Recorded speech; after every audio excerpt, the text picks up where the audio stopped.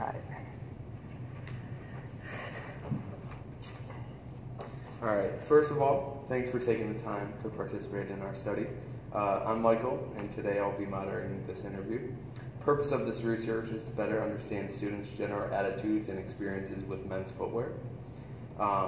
The results of our research will, we hope, help footwear companies and brands better adapt to your preferences and needs.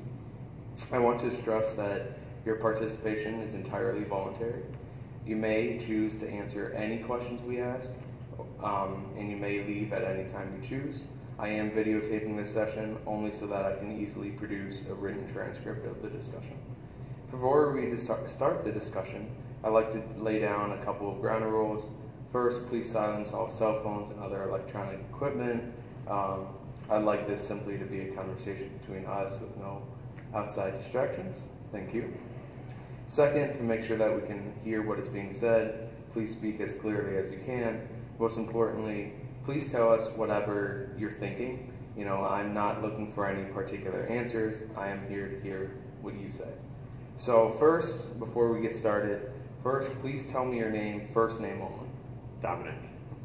Where do you live? I live in Campstown East. Okay. What college are you in? I'm in the College of Engineering. In what year are you in school? I am a junior currently. All right.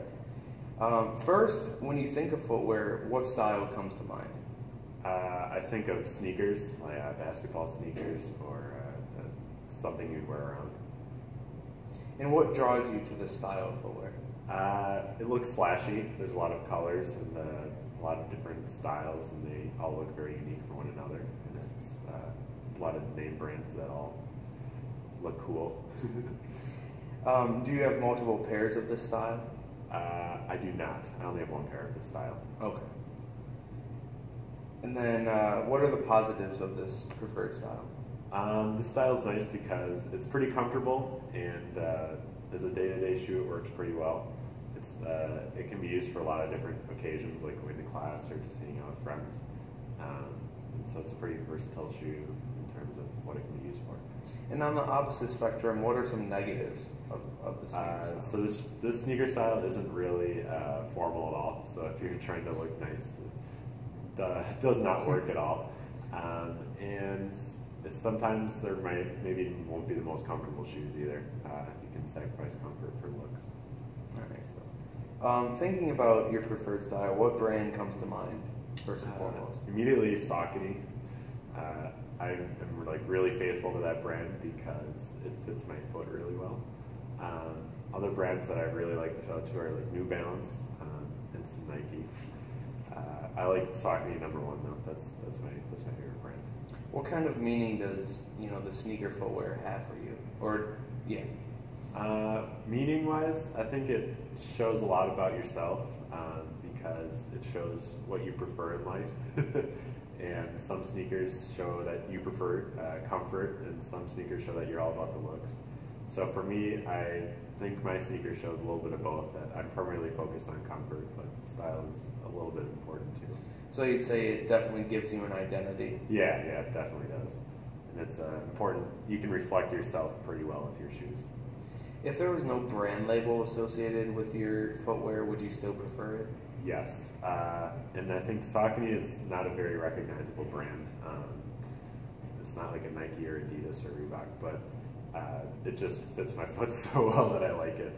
So I would stick with it no matter what it looked like, even if it didn't have a logo. Do you like or buy certain footwear brands or styles because certain celebrities or athletes wear it? For my basketball shoes, I have basketball shoes that NBA players wear. I like to get too because it makes me feel better at basketball. It makes me feel like the basketball players. So it's a little bit of a confidence booster on the court. So it definitely influences your attitude? Yes, definitely does. Do you prefer shoes that are more flashy or conservative, and why? I prefer shoes that are a little more flashy because I like to show off a little bit with them, and I like to be noticed. So it fits my personality well. And then, how do you begin the process of purchasing a new piece of footwear? Usually when my shoes are old or not comfortable anymore, or get really dirty and I can't clean them very well anymore, I go to online shopping and I start to look at styles, and I really just browse all the styles I can find the style that I like, and then from there choose the right shoe. So you'd say that you shop or research predominantly online compared to in-store? Yep. I don't go to stores anymore. I have a size 14 foot, and nobody has a shoe in that size, so I just do all my shopping online. How often do you buy footwear? I buy about one pair of shoes every 6 months. 6 months. And how does this vary per style and type of footwear? So my day-to-day shoes, I buy about one pair per year, and my workout shoes I buy for running and basketball and whatever, I probably buy about one pair a year as well, so it averages out to one every 6 months. Okay. And dress shoes, I have bought one pair and they've lasted 3 years so far. So. And how much does price influence your decision? Quite a bit. I would say I don't want to spend more than a certain amount on shoes, and if it's above that, I won't even consider it. Would you be able to give me a range? Yeah, I would say probably anything over like $100. I really don't like to spend on shoes unless it's a pair of running shoes, because if I'm going to be running a lot of miles, I just want whatever's going to keep my body healthy.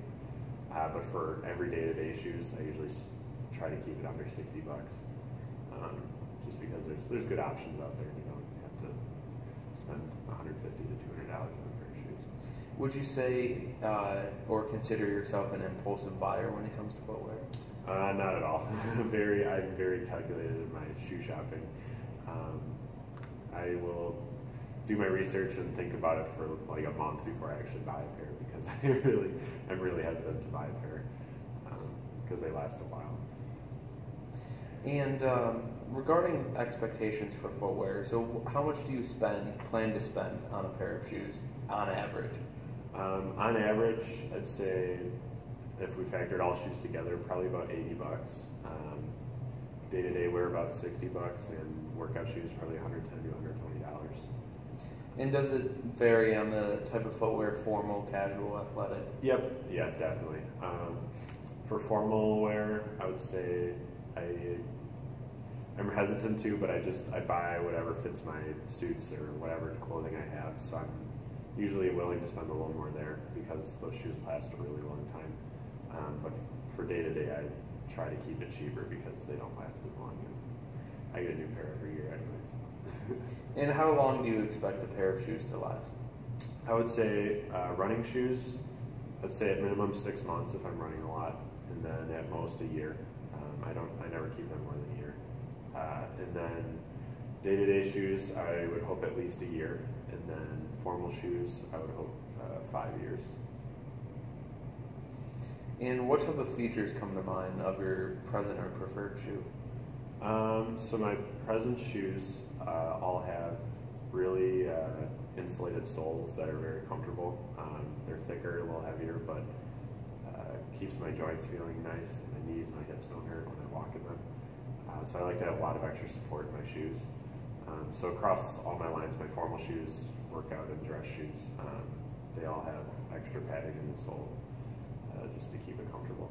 And then feature-wise, my day-to-day shoes, I like to have non-traditional colors like greens or oranges, bright colors. And I like to have laces that are other colors as well, just to mix it up a little bit. Is there anything about the material that you prefer?